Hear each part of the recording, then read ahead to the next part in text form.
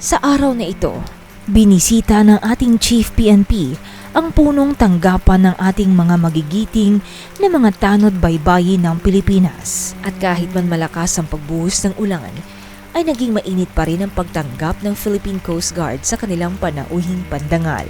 Bilang tagapagpatupad ng batas sa baybaying karagatan ng Pilipinas, ang Philippine Coast Guard ay katuwang rin ng Philippine National Police sa pagpapanatili ng maritime security and in implementing maritime law at sa paparating ng barangay and sangguniang kabataan election. Katuwang ng PNP ang Philippine Coast Guard in ensuring peace and order and the overall success of the upcoming election.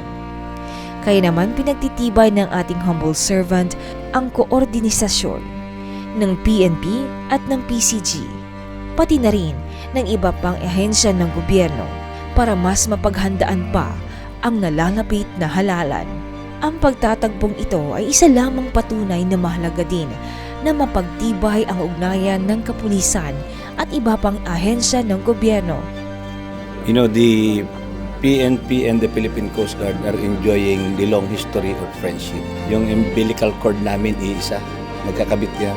And we are doing this because we want the generations of PNP, the generations of the Coast Guard to closely work together. Yun ang purpose natin ito. And armed service of our country.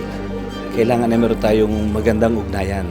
Mapanatili natin yung kaayusan, kapanatagan, suportahan natin ang kaginawahan ng ating mga mamamayan. When the Coast Guard is willing to get wet, so is with the police. We are willing to sympathize because we are together in all types of weather, whether it rains or shine. Magkasama tayo lagi. Hindi kami atras.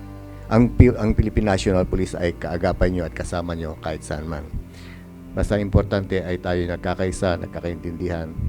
We are patriotic or we are ready to protect every inch of our country. Napakalaking bagay na yun.